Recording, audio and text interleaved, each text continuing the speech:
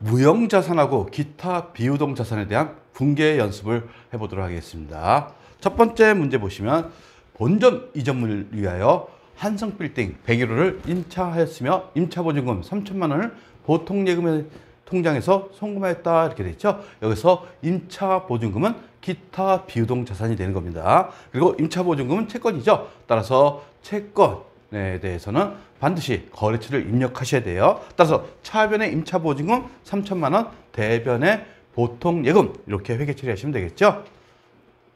세 번째 문제 보시면 제품을 매출하고 주식회사 암석으로 수취한 어음 500만 원. 이것은 어떤 계정과목에 지금 계상되어 있어요?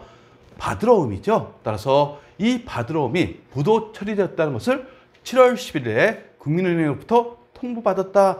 결국 부도됐다고 해서 대손 처리하시면 안 됩니다. 따라서 기타 비유동 자산인 부도어음과 수표로 대체하시는 겁니다. 따라서 추후에 대손 여부를 검토해서 대손됐을 경우 부도어음과 수표를 제거시키고 차변에 대손 충당금 또는 대손 삼각비 비용 처리하시면 되겠죠. 네 번째 보시면 임차 보증금에 대한 계약금 나오면 딱 나올 게 있죠. 선급금이 나와야 됩니다. 200만 원을 상하빌딩의 자기합수표, 자기합수표는 현금이죠. 지급했다. 계약기간은 1년이다 이렇게 됐어요. 따라서 차변에 선급금 하시고 대변에 현금 이렇게 회계 처리하시면 되겠습니다.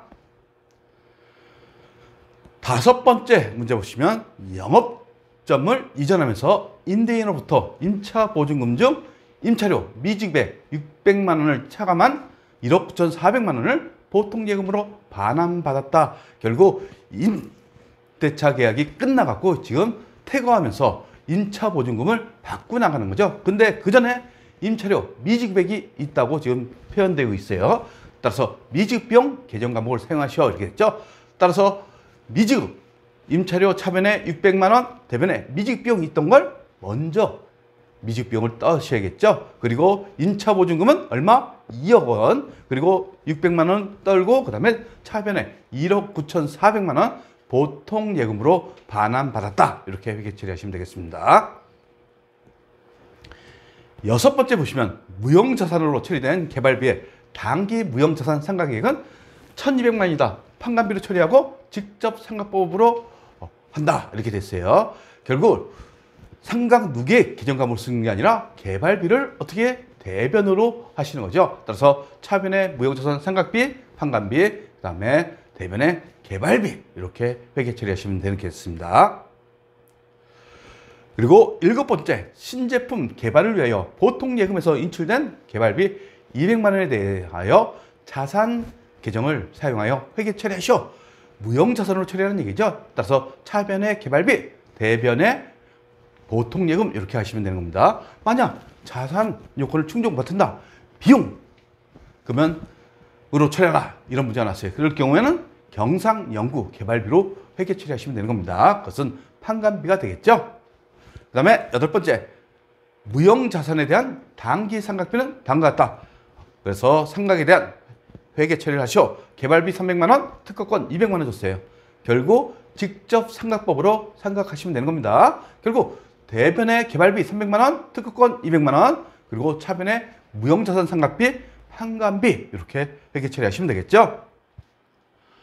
아홉 번째 보시면 전자제품 수리부서의 사무용 기기 임차에 따른 보증금 이것도 마찬가지로 임차 보증금입니다. 당좌 수표로 지급했다. 결국 당좌예금 하시면 되는 거죠. 따라서 차변에 임차보증금 하시고 대변에 당좌예금. 결국 임대인일 경우에는 어떻게 회계 처리합니까? 차변에 현금 받았죠. 왜? 당좌 수표로 지급받았으니까 이것은 바로 현금화가 되니까 차변에 현금이 되고 대변에 임대보증금 이렇게 회계 처리하시면 되는 겁니다.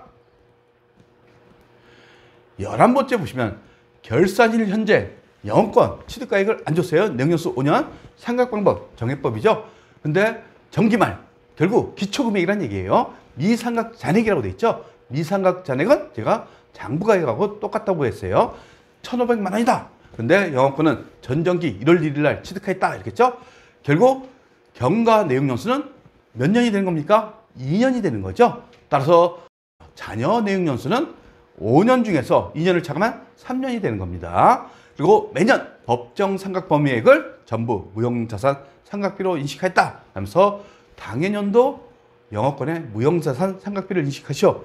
직접 상각하고 판관비로 처리하라고 되어 있죠. 그러면 상각비는 장부가액에서 자녀내용연수, 장부가액은 미상각 자녀내역하고 똑같은 내용입니다. 그러면 매년 얼마씩? 500만 원씩 하게 되어 있다 이겁니다. 따라서 차변에 무형자산 상각비, 대변에 직접 상각하라고 했으니까 영업권으로 회계 처리하시면 되겠습니다. 구독과 좋아요는 우리에게 큰 힘이 됩니다.